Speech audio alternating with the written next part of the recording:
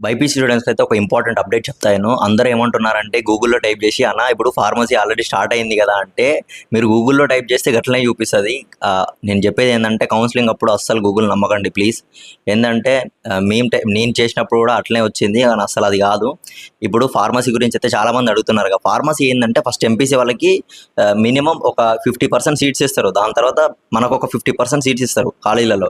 కాకపోతే 50% సీట్స్ వాళ్ళకి ఇస్తారు, కేటాయిస్తారు. కాకపోతే ఏంటంటే వాళ్ళైతే అంతగా ప్రియారిటీ ఇవ్వరు. ఎవరో ఒక 30%, 20% మాత్రమే వాళ్ళైతే వస్తారు. ఇక్కడ ఏందంటే ఫస్ట్ ఎంపీసీ కౌన్సిలింగ్ జరుగుద్ది ఫార్మసీలో. దాని తర్వాత మన బైపీసీ కౌన్సిలింగ్ అనేది జరుగుద్ది. మరి మన బైపీసీ కౌన్సిలింగ్ ఫార్మసీ తెలంగాణ కావచ్చు, ఏపీ కావచ్చు ఎప్పుడు జరుగుద్ది అన్న అంటే ఇప్పుడేంటి నెక్స్ట్ మన ఫస్ట్ అగ్రికల్చర్ వెటనరీ కౌన్సిలింగ్స్ అయిపోవాలి. ఈ కౌన్సిలింగ్స్ అయిపోయి అంటే రిజిస్ట్రేషనే జరుగుతుంది ఇంకా. ఈ రిజిస్ట్రేషన్ తర్వాత కౌన్సిలింగ్ జరగాలి. కౌన్సిలింగ్ జరిగిన తర్వాత కౌన్సిలింగ్‌లో 1, 2, 3, 4 ఫేసెస్ ఉంటాయి. ఇవన్నీ అయిపోయిన తర్వాత ఎప్పుడైతే ఈ అగ్రికల్చర్ వెటనరీ కౌన్సిలింగ్ ఎండింగ్స్‌కి వస్తాయో, ఈ ఎండింగ్స్‌కి వచ్చే టైంలో మీకు ఈ ఫార్మసీ కౌన్సిలింగ్స్ అనేది రిజిస్ట్రేషన్ స్టార్ట్ చేస్తాడు, వదులుతాడు.